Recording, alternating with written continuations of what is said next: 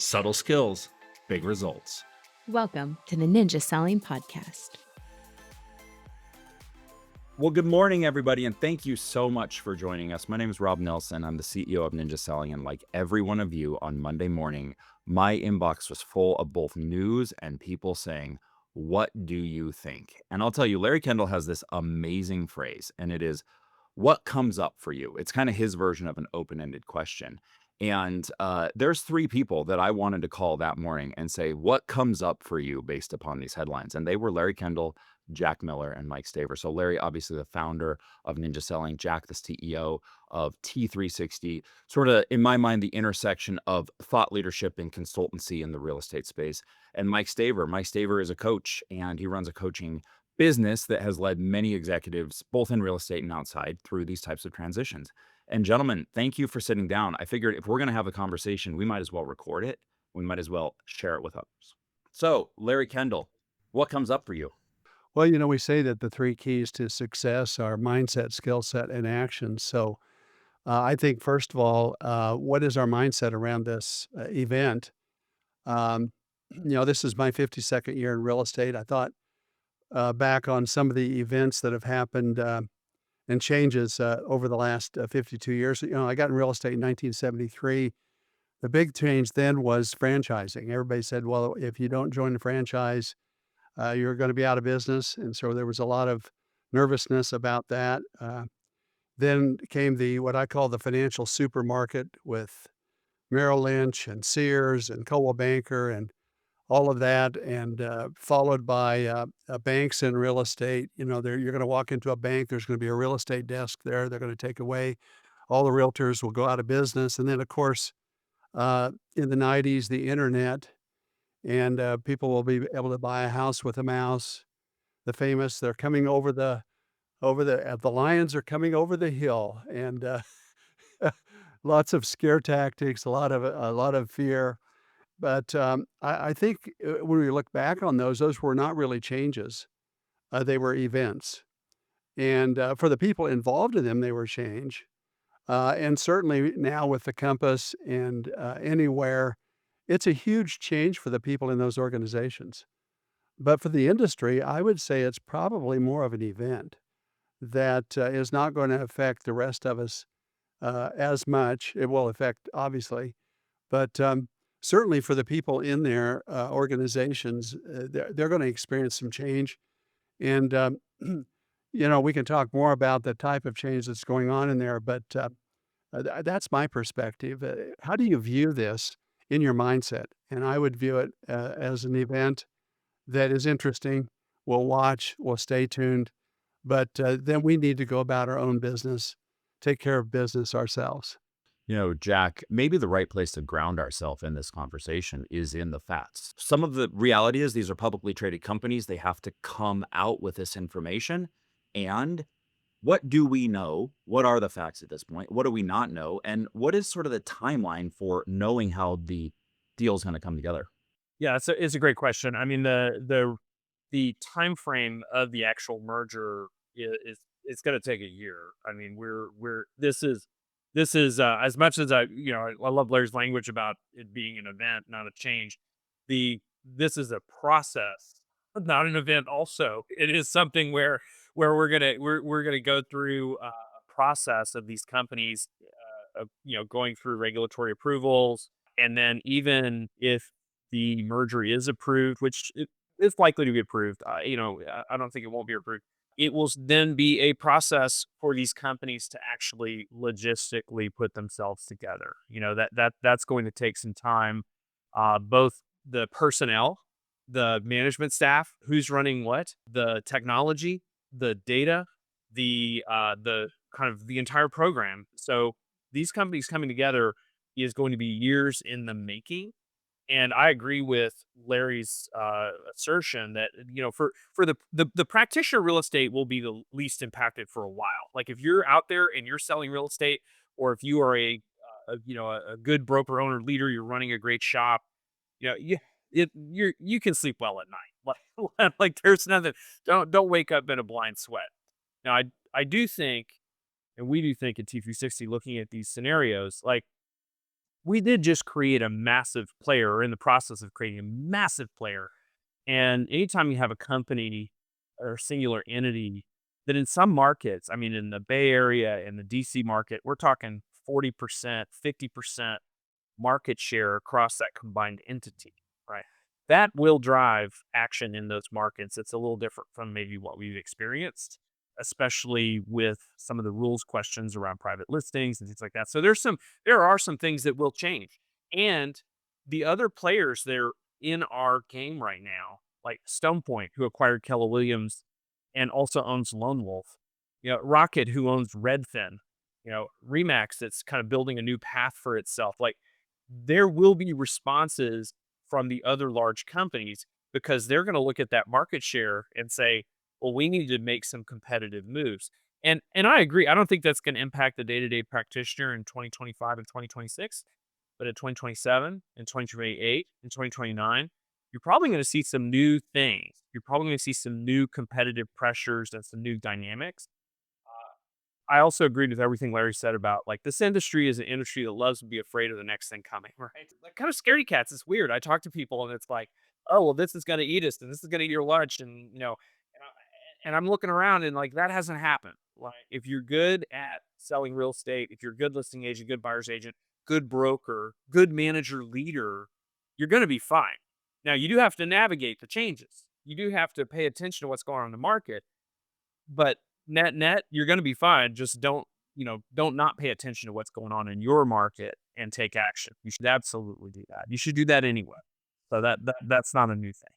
So, Mike, the other side of this coin, right, is the human aspect, the emotions and the energy that comes up when change happens. And I mean, it's really easy to say, "Well, just pick up a copy of Who Moved My Cheese and read that again." We've all been there, right? But you've also been the guy who was the confidant in these types of transactions. What energy is surrounding those who are impacted, and what do we need to do, whether we're impacted or not, to insulate ourselves and focus on what matters and control what doesn't matter or what we don't know, to Jack's point. There's a lot that we don't know. It might take a year. Yeah, and speaking of that, and I so appreciate you having me and being on the panel with you, Jack, and you, Larry. It always occurs to me. I love what you said about the scaredy cat thing, Jack. I think the beginning of the disruption is the acceptance that fear is the only emotion we get to choose. And we get to choose every day when we get up. Where am I going to focus my energy? And one of the primary drivers of one of the primary needs of all humans is the need for certainty. And so when we see things like this occur, there's immediate, our brains, and they have since the cave people days, all the immediately trigger, speaking of the lion coming over the hill, it immediately triggers this sense of uncertainty, this sense of what about me, this sense of how is this going to affect me? And so my encouragement is that whether you're an individual practitioner, whether you're a broker owner, whether you're a CEO, a branch leader, wherever you find yourself um, in the tapestry of this great business, that we focus on this idea of controlling the controllables and being really focused on the certainty that we do have. The brain naturally wants to say, well, what about this? And what about that? And what if the jack in the box pops up? And the fact of the matter is that we'll deal with it when it comes. But for right now, I just before this podcast was coaching a top agent in a major metropolitan market, and we were talking about it. My counsel to her, as my counsel is to your listeners, is let's focus on the controllables and let's help people go to the better place by being certain about what we know today and what we can do today to continue to move the business forward and help customers have great experiences. I think that's fundamentally it. And then as things start to unfold, we'll be more prepared to deal with those things. But a mindset of I'm focused where I am, I'm dealing with what I have, with the resources I have available to me to deliver the best experience possible, I think is the best place to focus. It always is.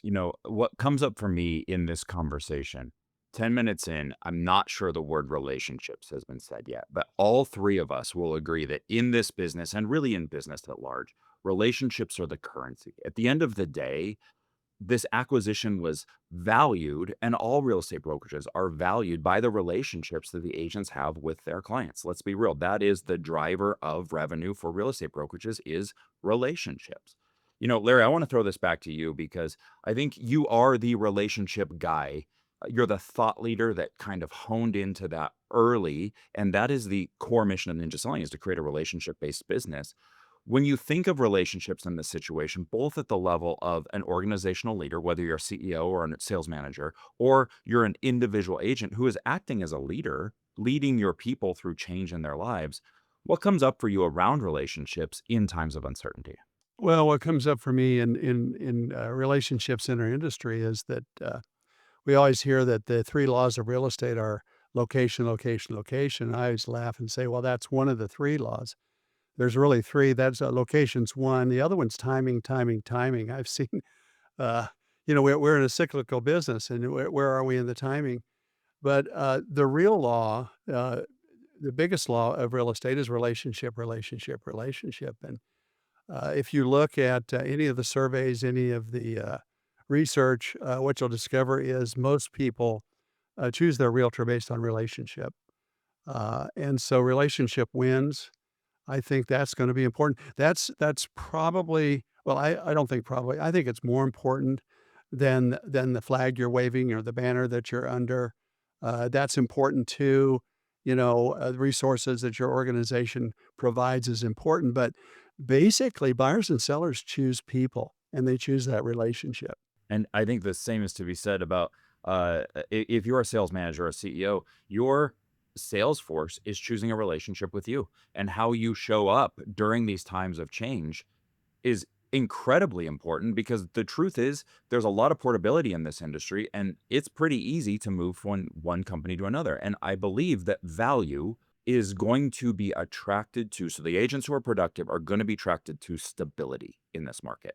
And stability doesn't mean that you're removed from this transaction or from change at large. Because, Jack, I want to throw this back to you, and I think this is going to emphasize that point. Do you feel this is the beginning of major consolidation in the industry, or do you feel this is the end? Yeah, well, so the consolidation story has been one we've been writing about this for 20 years. In this Local Trends report, I joined Stepan in 2013 and started writing with him about the industry. We do a study every year called the Real Estate Almanac, and we look at the sales volume and unit transaction count of the top 1,000 brokerages and all the franchisors and all of the the entities that have company owned and franchises. And what we've seen is over the last 6 years, there is consolidation happening in the 1,000. The 1,000 moved from the top 1,000 brokerages about 6 years ago were approximately 45% of the sales volume in the U.S. It's now over 61% of the sales volume in the U.S. is in the top 1,000 brokerages. And I think what it means is that running a quality brokerage that supports agents that do a high transaction count, that do a lot of units, requires management talent. And there's not a lot of management talent out there. I mean, we run a talent and recruiting firm as part of what T360 does with our clients, and it's hard to find really talented leaders. They can manage all the things that you need to manage in real estate because now it isn't just the agents, it's technology, it's the market, it's marketing. The consumer's a lot more savvy. So if you're running a brand, it takes more talent. So I think that what's happening is talented leaders are taking advantage of the market situation and the changes to build their organizations bigger. And I don't see that trend stopping. Like this isn't the end of consolidation. This is actually one of the reasons we rebranded to T360 and then I joined Stepan was our premise was this is going to grow up from a mom and pop industry to an industry we're going to have much bigger, more professional players and companies that are serving the space. And this is just yet another proof point along the way. Larry, you remember, you've been around. So it's like for a long time there were only two acquirers, right? It was Anywhere and it was Home Services. They were the people that were doing the acquiring for a long time. But now we have many companies that are acquiring. It isn't just Compass. It's the Hannahs. It's a lot of the larger leading RE companies. So there's a lot of companies that are doing acquisitions now in order to grow. So I don't think this is the end of consolidation. I think that what we think is that this is going to continue that consolidation trend. the analogy that Stefan used with me when we discussed this on Mondays, he said, look, Compass and Anywhere coming together is like the airline industry. We just created American Airlines.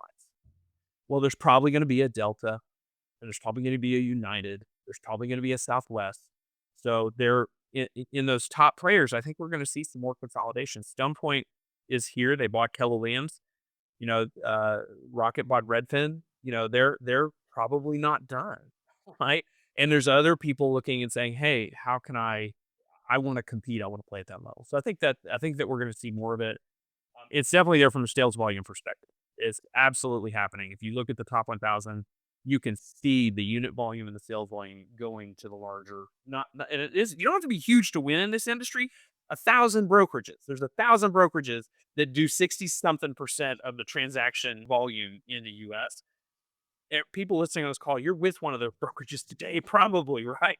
So that's just to say, follow leaders that are ambitious and growth minded and looking at the market. That's who to follow, and who serve you well as an agent, or who serve your team well.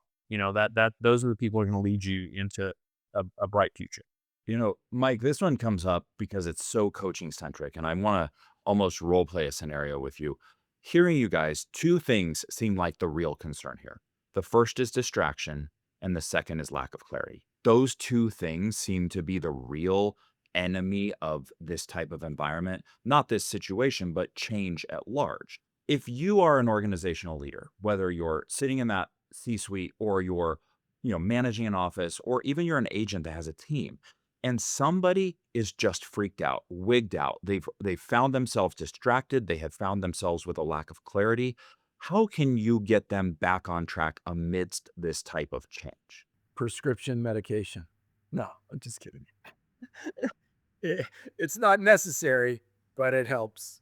Yeah, so there's a couple things. First, I'm going to wrap what Jack and Larry said.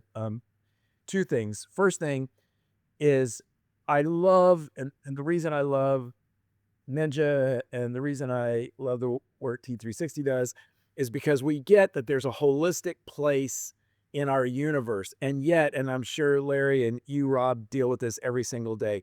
We talk about relationships, but in practice, we often execute like we're transactional people. And since we were little kids, everything was built on transactions. Eat your vegetables, you can have ice cream. Do your homework, you can go out with your friends. And so we've gotten this psychological habit over decades that the world operates in a, you give me this and I'll give you this. And so what's interesting about the transaction of the Compass Anywhere announcement is that there is a tendency to want to focus on the transaction that is occurring.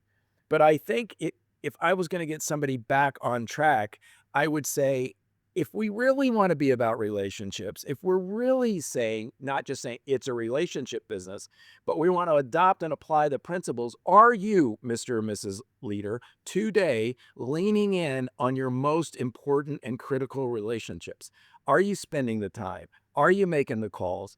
Are you taking them out to lunch? Are you gathering people just to process and talk? Are you doing the things that relationship-centric people do?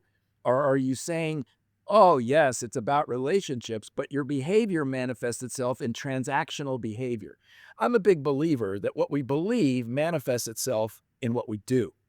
And so if we really believe it's about relationship, then the first thing I would suggest to that manager who's coming off the rails, or the leader who's upset, and clearly not upset, but what should I say, uncomfortable. And I got a lot of those calls from some of the higher places in our industry this week. I say, let's really do what we say we're about, which is create the dynamic of relationship. The second point that I'll make, and you are probably aware of this, is I did some pretty big research about what makes particularly companies go at the branch level. And Jack, I love what you said about leadership. My whole world is absolutely that. This is one of the few industries where we tell a sales leader, you got to be a great meeting planner. You got to be a great coach. You got to be a great marketer. You got to be a great recruiter. You got to have all these things. And we discovered that there were 3 areas of focus that you had to have if you wanted to drive a world-class organization. Area number 1 is culture. You have to build a world-class culture, and you have to get people immersed in the culture and aligned with the culture. You don't have to agree with everything in the culture, but you need to be aligned with it. The second thing is a a rigorous commitment to developing people, the extent to which you are focused on developing your people in a way that draws them closer to you. And then the third one, where most brokers, agents, managers, excuse me, live, and that's growing units, volume, GCI, company dollar, et cetera. And all of your listeners right now are more comfortable leaning one place or the other. They're more comfortable in culture, they're more comfortable in growth, they're more comfortable in people. So that's what I would do. Lean hard into relationships and focus on the three things that you can impact right now and turn down the noise. I think that's the critical piece. We're in a time when you can change the rules. Like, this is when the rules can be different, right? Not just because of this merger, because of the market, because of AI, because of everything that's happened in our industry in the last 24 months. I mean, can you think of a time, and Stefan and I have been talking about this, we haven't seen a time of this much change. I mean, lawsuits, AI, uh, crummy market conditions, all that kind of stuff. So if you're going to throw out the rule book, now is the time to do it. And go have those meetings. There are people that will talk to you today. They wouldn't go to lunch with you 3 years ago. They were too busy, right? They were too busy. They were too in their own business. They thought you were a competitive threat and they wouldn't have lunch with you. Today, people are looking for leadership. They're looking for help. They're looking for partners. They're looking for people to navigate what is a pretty tricky market and a tricky industry right now. So now's the time. It's like, don't play normal. Go have all, and I love that. Like, go sit down, break bread, go say, hey, things are kind of crazy, right? Well, let's talk about it. Because if you're a broker owner, there are agents that will talk to you, would talk to you before right now. There are other broker owners that are just as confused or more confused. They're at the end of their rope financially, maybe. I mean, throw out the rule book. Go have those conversations. Make some stuff happen. I promise you, that announcement happened on Monday. Guess what every ambitious executive was doing on Monday? They were all in meetings all day long. They were texting me. They're all in the war room going like, wow, the rule, how do we throw out our rule book? We're going to go have those conversations. That's what's happening. So for me, while, it's like, you can be scared by it, you can be whatever, but I'd say don't miss the moment. I mean, we are in a career making, business making, generational wealth making moment in our industry because of all of this change. And so go after it. Don't miss that moment where you can do some things that you couldn't have done 5 years ago because they wouldn't have taken your call. They were too busy making money. When everybody's making money in this industry, good luck talking to them. They don't want to talk to me. They don't want to talk to Larry. They don't want to talk to Rob. They don't wanna talk to Mike. Right. But right now, if you're a leader and you have a plan and you're going places, they will talk to you because they probably need your help. They need your leadership. So that's just, I know I got pretty passionate there, but I've been trying to inject that into some people who are, don't, that's the attitude. Like, I love it. I've never seen Jack Miller, throw his hands up like that, and I'm a fan of it. I love it when the gloves come off. So, Larry, same passion, intensity. I mean, I think that I'd love to hear what you say because, Larry Kendall thinks of things differently, and I just hearing this conversation, immediately I go to what comes up for you, Larry? What comes up for me is we set our vision at 30,000 feet, but we make our money and we build our culture on the ground. And it's face to face, voice to voice. That's how it gets done. A relationship is a word that's often used. I agree. Our industry tends to be transactional. Uh, the transactions, I would say, result from the relationship. I think in building culture, I think the big challenge for Compass and for Anywhere is going to be, they've analyzed obviously the financials, the market share, all that stuff. They've got that figured out. The biggest challenge in bringing two big organizations like that together for me is the culture. How are they going to uh, manage that, bring that culture together? I think if that's where I think the big change is going to be with people who are in those organizations wondering, what happens to our culture? Is there a change there? What do we do? I always remember, Mike, your comment. You were at one of our ninja leadership classes, and you said culture is a product of common values, common systems and a common language, among other things. But those three I remember stuck with me, and so when I look at Compass and Anywhere, one of the things that could happen.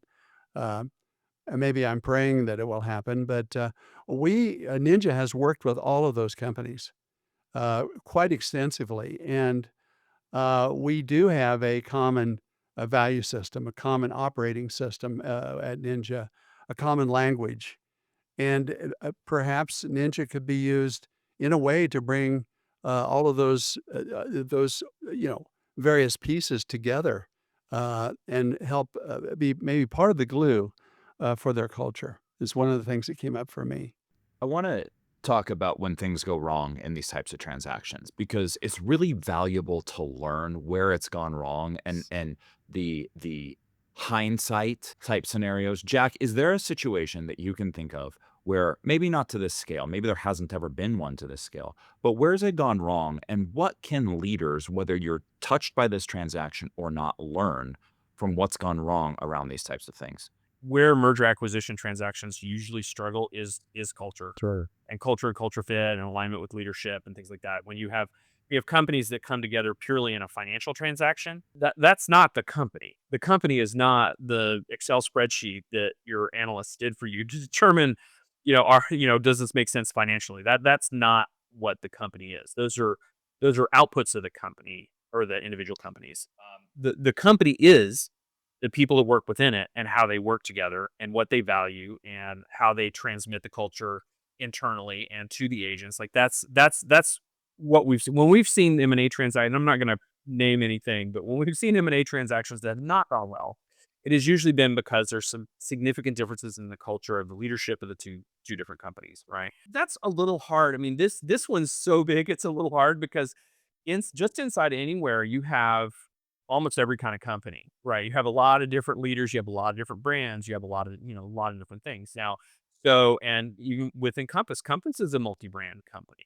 Compass has Compass. They also own the App Properties company. They also own the Christie's franchise network. So these are truly multi-brand.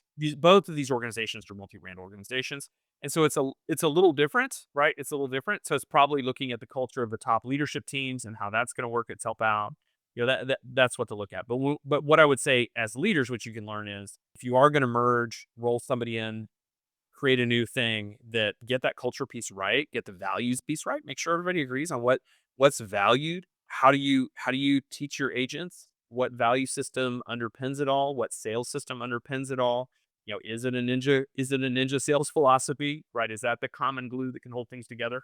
I'd also say in any transaction of this scale, there's a lot of moving parts, y'all. There's a lot of moving parts. So Compass and Anywhere together are going to have to get the right help, the right leadership, the right people in place in a lot of different areas in order to make this be, highly successful. If you've hired and put a team together, you've made mistakes. That's a hard, like the human equation is the hardest part of all of this, and getting that right next to leadership. If I were sitting in their boardroom, I'd say it's really important we look at, who we're putting in the mix with leadership and making sure that we all agree on the value system and the culture that we're building and get that right. And if you get that right, it'll be great. If you misfire, then you're going to struggle. The human equation is the exact right way to put it, and, I think Mike Staver is one of the best mathematicians of the human equation I've ever seen. So flip that on its head, Mike, because you've seen the real estate industry for many years, but you've worked outside of the industry, and you do work with people outside the industry. Where have you seen the culture piece of a large scale transaction like this go right? What did they do? What were the things that through that year-long process or whatever it was that you saw those leaders do, and you just looked at the end and said, "Nailed it." Yeah, I'm reminded of the story of two caterpillars that were sitting on the front porch of a caterpillar bar. Don't know if you knew that there are caterpillar bars, but these two caterpillars are having a conversation, and they're talking, and they're just talking about how great things are and how fortunate they've been and how great their industry is. And about that time, they look up, and a butterfly is flying over the two caterpillars. And one caterpillar looks at the other caterpillar and says, "I'll tell you one thing, you're never getting me up in one of those." And there's a lot of people who see the world that way. And so what I see of the transactions I've been involved with, not quite to that scale, but close in a couple of cases, is when the acquiring organization, now I know this is being talked about as a merger, et cetera, but when the pursuer, in this case, Compass, believes that the organization they are acquiring or joining is as smart as they are or smarter, things tend to go better. When the acquiring company says, well, we must be better because we're in the acquisition seat or we're in the driver's seat, that's when it goes bad. So I think the companies that nail it are companies that go in with questions and an opportunity to learn and to get better themselves, and seeing that it isn't, well, we must be better because we were more powerful or we were the first mover or we had the money or whatever it is. I think humility and a curious heart and the desire to understand what our new partners are doing better than us, and then integrating that. Anytime there is a sense that I know better or I know more or I must be smarter is when things start to break apart. And I think to your point, Jack, that's when leadership starts to splinter because we don't come in with humility and a curious heart and a curious mind, wanting to understand and wanting to learn, and saying, I think together we can take this industry to a better place. And I think that's where I see it go the best. I love this. Well, thank you all for giving your perspectives, for having the conversation, not just with me, but with everybody that was willing to take some time and listen to what you had to say. This is incredibly valuable stuff.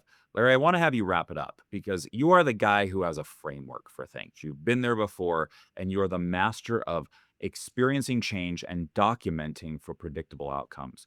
When you look at this, what comes up for you over the next 12 months, if you're an organizational leader in this space, whether you're running that big company, running that small team, or just running your small one-person business where you and the man in the mirror are fighting battles every day, what should people be doing? Well, good leaders clarify the future. Right now, the future for a lot of people is uncertain or unmuddy, or it's muddy. Anytime you can bring certainty as a leader, I think that's important. And I think the way you do that is by having people focus on their circle of control. It's the Stephen Covey 3 circles. Outer circle is the circle of concern. Right now, everybody's concerned about what does this mean for me? What does this mean for the industry? And then the middle circle is the circle of control. Where you have certainty is in the circle of control. You can actually control, it's what's happening. Okay, what's my response to what's happening? What can I control? What can I influence? Let's focus on that. Certainly, as a leader, you want to be able to influence. That's the middle circle. You want to be able to influence your people and give them clarity, give them a sense of control over what they're doing. I think as a leader, it's a pretty basic business, really. You've got to attract and keep talented people. So attraction is important, and retention is important. And then you've got to help turn that talent into performance. That's a coaching function. You've got to be able to do that. That's whether you're a small organization or a large organization. If you want to be a successful organization, you've got to be able to attract and keep good people and help them, become the best they can be. I mean, that's pretty basic. And I think that's what I would focus on as a leader in any kind of change, but especially in the change that's occurring right now. You are the 3 wise men of my life, or maybe just wise guys, but whatever the case is, thanks for spending some time with us today. Obviously, T360 and Staver and Larry Kendall are all going to have commentary on this as it unfolds over the coming 12 months. And maybe we can circle back up and have this chit chat every few months just to say, like, where are we? What are we seeing along the way? But know that I really appreciate you all today, and I appreciate everybody that tuned in to listen to this. Well, the one thing that I'll leave you with is Jack Miller is excited about the future, and you should be too. If you enjoyed this episode, visit us at theninjasellingpodcast.com to learn more about ninja selling classes and coaching to get you started or further your journey on the ninja path. Thank you for joining us. Now go have an incredible day.